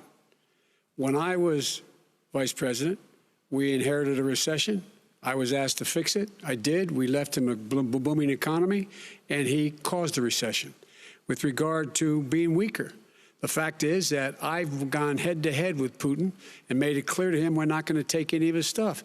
He's Putin's puppy. He still refuses to even say anything to Putin about the bounty on the heads of American soldiers. Your son got $3.5 million. And by the way, my son... Wait a minute. Mr. President, your campaign agreed to both sides would get 2-minute answers uninterrupted. Well, your side agreed to it, and... Why don't you observe what your campaign agreed to as a ground rule, okay, sir? He never keeps his word. No, I'm not asking. That was a rhetorical question. Go ahead, sir. The host is so condescending. He used to be like, what the hell's wrong with you? Why? Thirdly, we're poor. The billionaires have gotten much more wealthy, by a tune of over $300 to $400 billion more just since COVID. You in the home, you got less. You're in more trouble than you were before. In terms of being more violent, when we were in office, there were 15% less violence in America than there is today. He's president of the United States. It's on his watch. And with regard to more divided, the nation can't stay divided. We can't be this way. And speaking of my son, the way you talk about the military, the way you talk about them being losers and being and just being suckers. My son was in Iraq. He spent a year there. He got the Bronze Star. He got the Conspicuous Service Medal. He was not a loser. He was a patriot, and the people left behind there were heroes. Really? And I resent. Are you talking about Hunter? Are you talking about Hunter? I'm talking about my son, Beau Biden. You're talking about. I don't know Beau. I know Hunter. Yeah, Hunter got thrown out of the military. He was thrown out, dishonorably discharged. That's not true. He wasn't dishonorably. Cocaine use. And he didn't have a job until you became vice president. And once you became vice president, he made a fortune in Ukraine, in China, in Moscow, and various other places. He made a fortune. My son. And he didn't have a job. My son, like a lot of people we know at home. She just be saying like you're a liar. That's not true. He's fixed it. He's worked on it. And I'm proud of him. But why was he given? That's what people want to see, but that's not what he's doing. That is totally discredited. We've already been totally discredited. We've already been through this. I think the American people would rather hear about more substantial subjects. Well, you know, as the moderator, sir, I'm going to make a judgment call here. $3.5 million from the mayor of Moscow. Let's talk about that. Gentlemen, that report is totally discredited. Mitt Romney on that committee said it wasn't worth taxpayers' money, that report. It was written for political reasons. You know, I'd like to talk about climate change. So would I. Okay. The forest fires in the West are raging now. They have burned millions of acres. They have displaced hundreds of thousands of people. When state officials there blame the fires on climate change, Mr. President, you said, I don't think the science knows. Over your congratulations if any of you have survived this whole pulled the U.S. out of the Paris Climate Accord. You have rolled back a number of Obama environmental records. What do you believe about the science of climate change, and what will you do in the next 4 years to confront it? I want crystal clean water and air. I want beautiful, clean air. We have now the lowest carbon. If you look at our numbers right now, we are doing phenomenally. But I haven't destroyed our businesses. Our businesses aren't put out of commission. If you look at the Paris Accord, it was a disaster from our standpoint. And people are actually very happy about what's going on because our businesses are doing well. As far as the fires are concerned, you need forest management in addition to everything else. The forest floors are loaded up with trees, dead trees that are years old, and they're like tinder, and leaves and everything else. You drop a cigarette in there, the whole forest burns down. You've got to have forest management. You've got to have cuts. What do you believe about the science of climate change, sir? I believe that we have to do everything we can to have immaculate air, immaculate water, and do whatever else we can that's good. You know, we're planting 1 billion trees, the Billion Tree Project, and it's very exciting for a lot of people. That human pollution, greenhouse gas emissions contributes to the global warming of this planet? I think a lot of things do, but I think to an extent, yes. I think to an extent, yes. But I also think we have to do better management of our forests. Every year, I get the call, California's burning. California is burning. If that was cleaned, if you had forest management, good forest management, you wouldn't be getting those calls. You know, in Europe, they have forest cities. They're called forest cities. They maintain their forests. They manage their forests. So he totally steps away from the actual issue and he addresses fires rather than climate change. He said, sir, we have trees that are far more. So like you've kind of forgotten the original much question. Easier than California. There shouldn't be that problem. I spoke with the governor about it. I'm getting along very well with the governor. But I said, you know, at some point, you can't every year have hundreds of thousands of acres of land just burned to the ground. But, sir, that's burning down because of a lack of management. But, sir, if you believe in the science of climate change, why have you rolled back the Obama Clean Power Plan, which limited carbon emissions in power plants. Why have you relaxed? Because it was driving energy prices through the sky. Why have you relaxed fuel economy standards that are going to create more pollution from cars and trucks? Well, not really, because what's happening is the car is much less expensive and it's a much safer car, and you're talking about a tiny difference. And then what would happen, because of the cost of the car, you would have at least double and triple the number of cars purchased. We have the old slugs out there that are 10, 12 years old. If you did that, the car would be safer. It would be much cheaper by $3,500. In the case of California, they've simply ignored. No, but you would take a lot of cars off the market because people would be able to afford a car. Now, and by the way, we're going to see how that turns out. But a lot of people agree with me, many people. The car has gotten so expensive because those little phrases that he inserts are just so horrible. For an extra little bit a lot of people, gasoline. A lot of good people. And a I'm lot okay of with cool electric people. cars, too. I think I'm all for electric cars. I've given big incentives for electric cars. But what they've done in California is just crazy. Vice President Biden, I'd like you to respond to the president's climate change record, but I also want to ask you about a concern. You proposed $2 trillion in green jobs. You talk about new limits, not abolishing, but new limits on fracking, ending the use of fossil fuels to generate electricity by 2035, and zero fracking is one of my favorite gases words by 2050. In English language. I the love the president sound says of it. A lot of these things would tank the economy and cost millions of jobs. He's absolutely wrong, number one. Number two, if in fact, during our administration, the Recovery Act, I was in charge, able to bring down the cost of renewable energy to cheaper than or as cheap as coal and gas and oil. Nobody's going to build another coal-fired plant in America. No one's going to build another oil-fired plant in America. They're going to move to renewable energy, number one. Number two, we're going to make sure that we are able to take the federal fleet and turn it into a fleet that's run on their electric vehicles. Making sure that we can do that, we're going to put 500,000 charging stations and all of the highways that we're going to be building in the future. We're going to build an economy that, in fact, is going to provide for the ability of us to take 4 million buildings and make sure that they, in fact, are weatherized in a way that, in fact, they'll emit significantly less gas and oil because the heat will not be going out. There's so many things that we can do now to create thousands and thousands of jobs. We can get to net zero in terms of energy production by 2035. Not only not costing people jobs, creating millions of good-paying jobs, not $15 an hour, but prevailing wage, by having a new infrastructure that, in fact, is green. And the first thing I will do, I will rejoin. I think Trump has no idea. He's like $15 an hour. Is that low? Is that high? He has like his conception of money is like. And talk I have no about idea what someone that who means. has no relationship with foreign policy. Brazil, the rainforests of Brazil are being torn down, are being ripped down. More carbon is absorbed in that rainforest than every bit of carbon that's getting way too abstract. Like a lot Instead of the doing something Middle about America that, I would be gathering up and making Brazil, sure we they have don't even know where that the is. countries of the world coming up with $20 billion and say, here's $20 billion. Stop tearing down the forest. And if you don't, then you're going to have significant economic consequences. What about the argument that President Trump basically says that you have to balance environmental interests and economic interests, and he's drawn his line?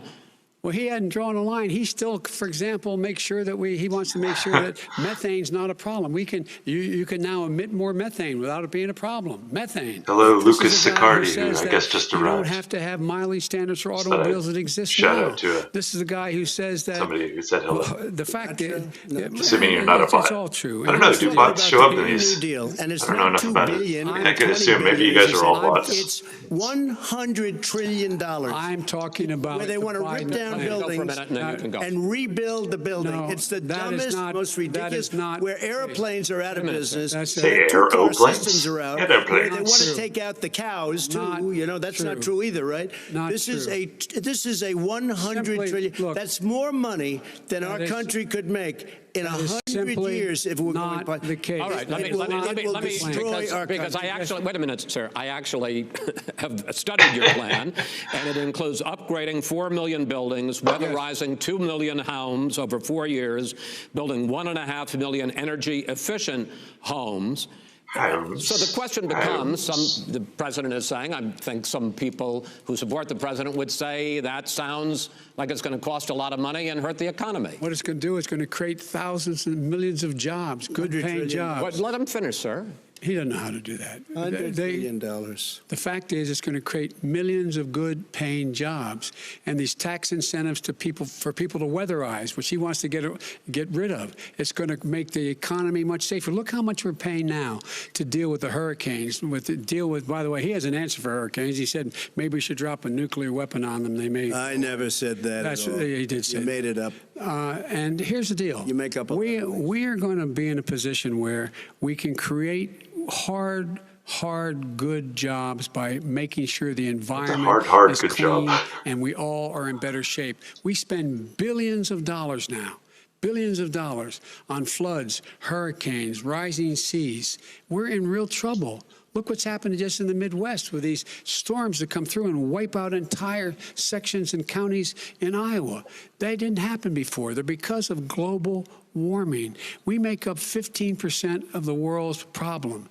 We, in fact, but the rest of the world, we've got to get them to come along. That's why we have to get back into the Paris Accord. All right, gentlemen. Wait a minute, Chris. So why didn't he do it for 47 years? You were vice president. Why didn't you get the world? China sends up real dirt into the air. Russia does, India does, they all do. We're supposed to be good. And by the way, he made a couple of statements.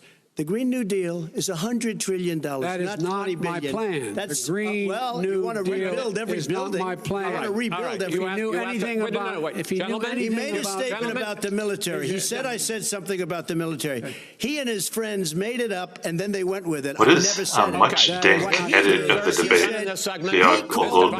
Vice President. I don't know what that means. Much dank edit. He said, "Stupid bastards." He said it. Stop. I would never say that. Play it. Go ahead, Mr. Vice President.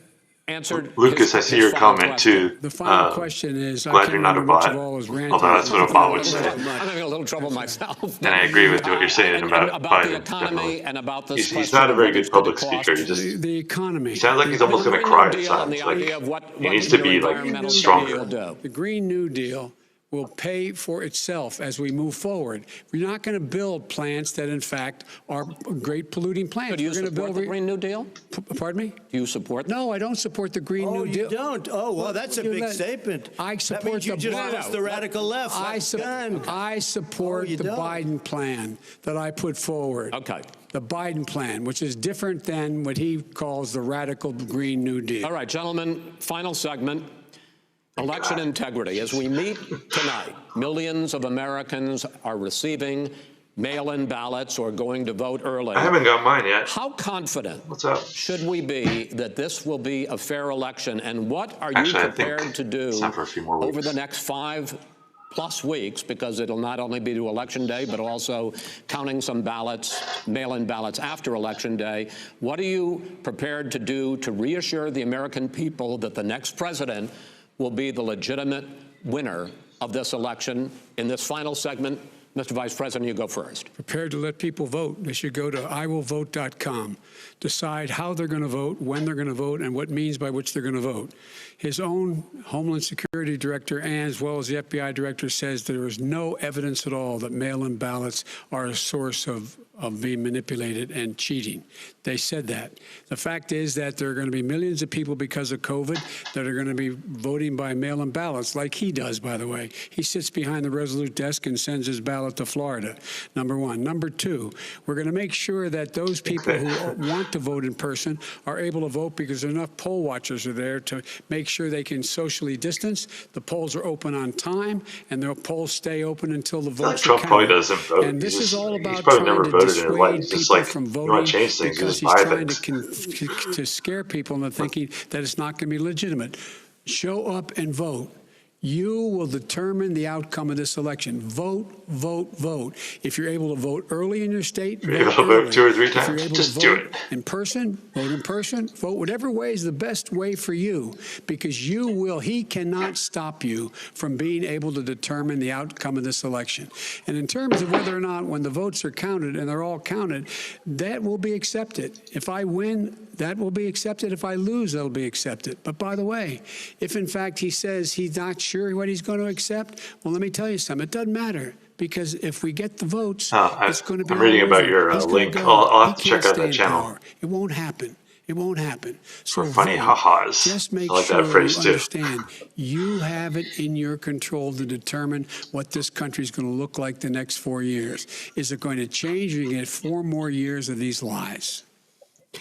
Mr. President, 2 minutes. So when I listened to Joe talking about a transition, there's been no transition from when I won. I won that election.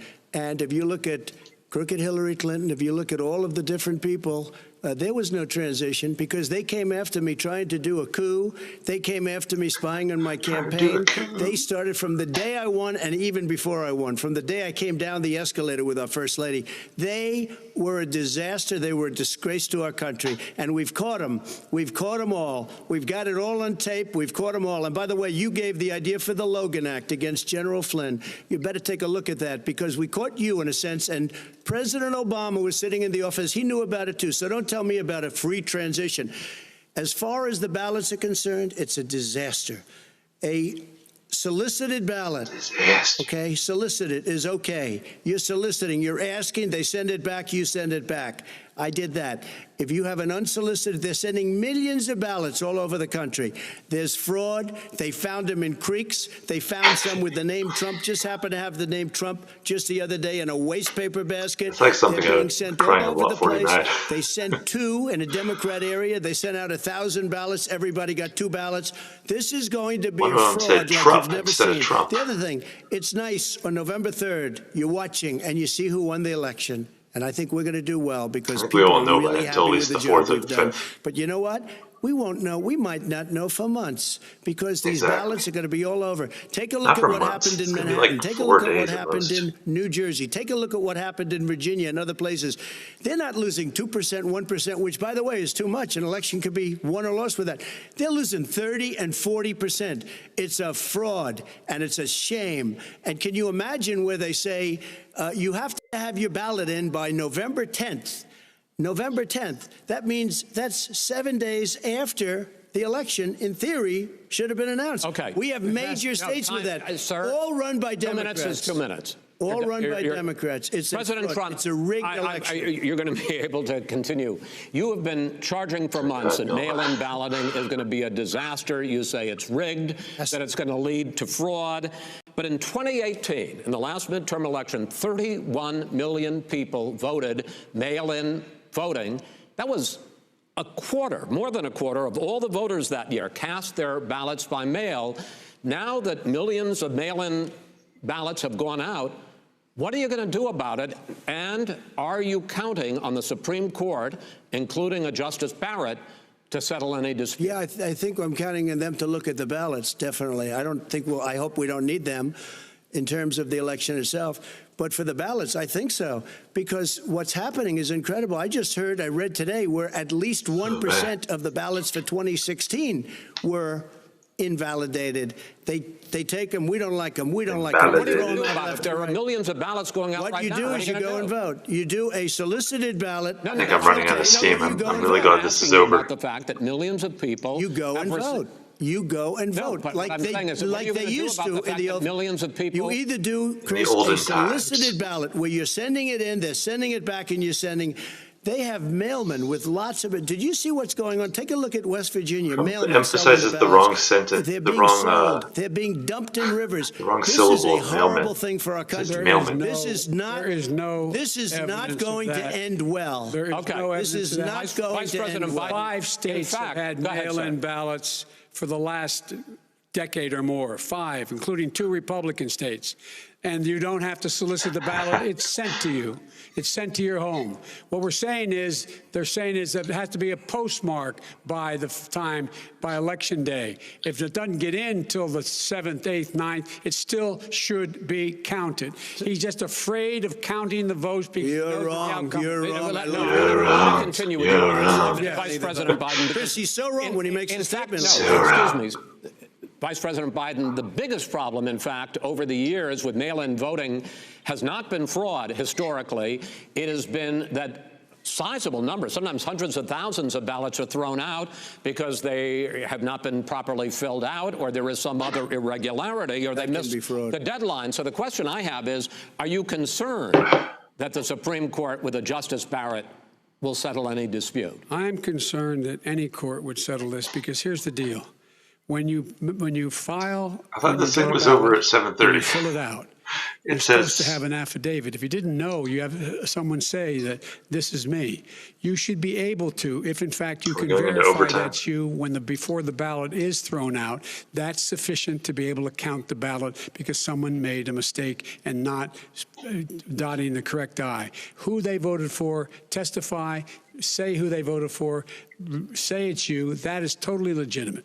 All right. Excuse me, Chris, when you have 80 million ballots, I have a final Senate question. and swamping the system, you know it can't be done. You know it can't, and already there's been fraud. Mail service delivers 185 million question a day. In 8 states, in 8 states, election workers are prohibited currently by law, 8 states, from even beginning to process ballots, even take them out of the envelopes and flatten them until Election Day. That means that it's likely, because there's going to be a huge increase in mail-in balloting, that we are not going to know on election night who the winner is, that it could be days, it could be weeks, could be months, until we find out who the new president is. So first for you, sir, finally for the vice president, I hope neither of you will interrupt the other.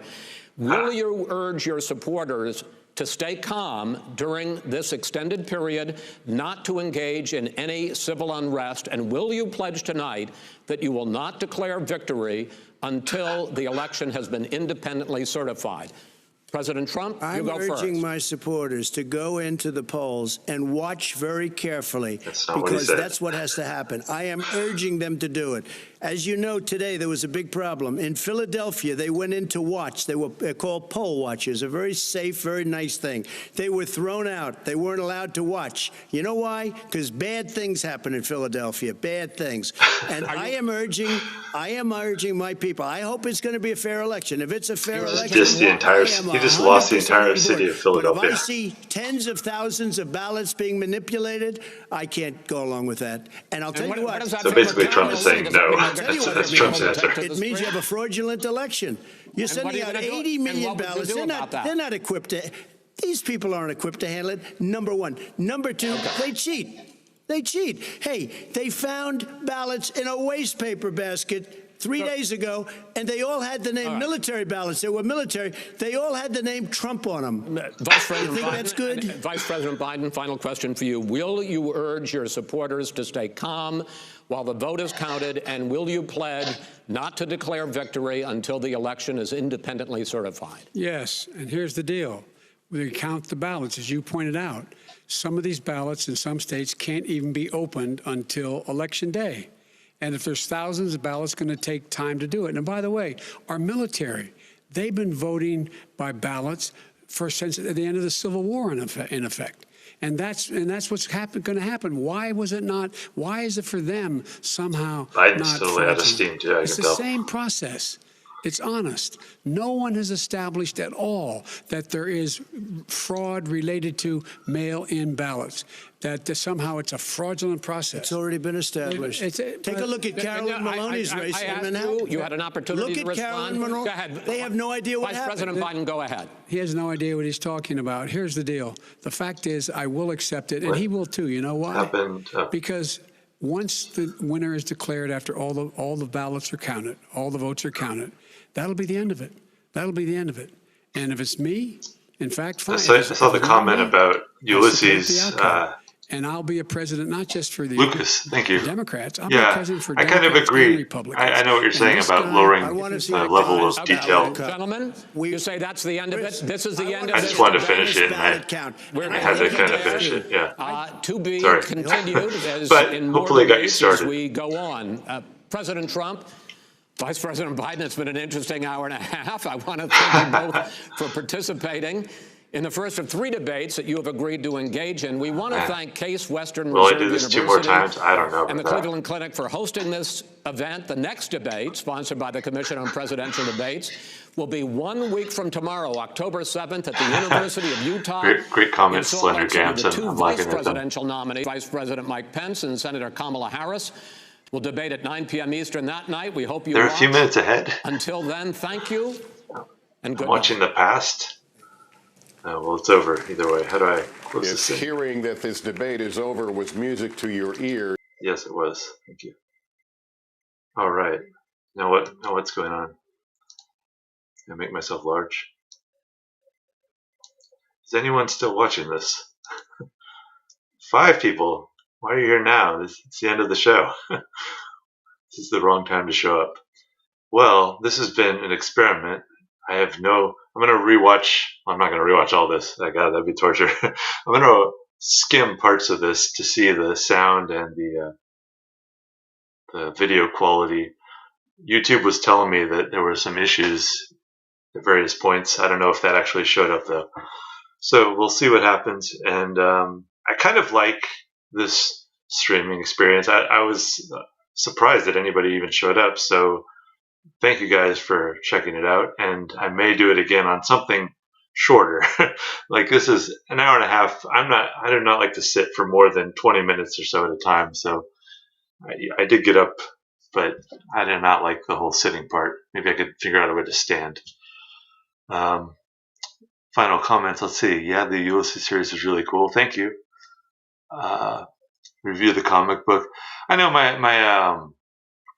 my series right now is very like erratic, and you're not going to see like much patterns right now because I'm just trying different things. And for example, the recent thing I did, the tarot interview, the tarot reading of Trump and Biden has gotten a lot of views to my surprise. And I'm just thinking about different ways to, play with the algorithm. And I don't expect whatever my topic is, I'm still just going to be basically me talking about whatever cultural criticism that I want to talk about. And, whatever the title of the video, that's just going to, how do you say, market to their wants, but teach to their needs. So yeah.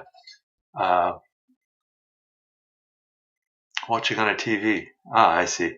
So the TV people, they get this an hour ahead of us, or not an hour, a few minutes ahead of us, not that far in advance. Jesus, sorry, tequila.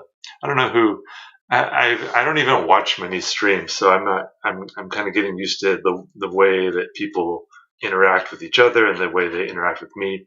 I was kind of learning. I mean, I literally today, I didn't even realize the debate was today until I realized it was Tuesday already. So I told myself I would do this streaming just to see how it works. And yeah, today I downloaded the software. I could probably get a better mic. That's definitely something. These are like $20 headphones with this mic. The headphones are actually pretty good. The microphone, though, I agree is horrible. And we'll see how it sounds. I don't know if I have any really other things to add, but thank you guys for showing up. And I've been thinking about Twitch too. I don't know if any of you use Twitch to stream, but I have a few streaming ideas, not just presidential debate commentaries. I'm not a video gamer, so I wouldn't be doing video game streams, but I have a few ideas, so we'll see. For now, I think I'm pretty much done, so I'm going to turn this off and talk to you later.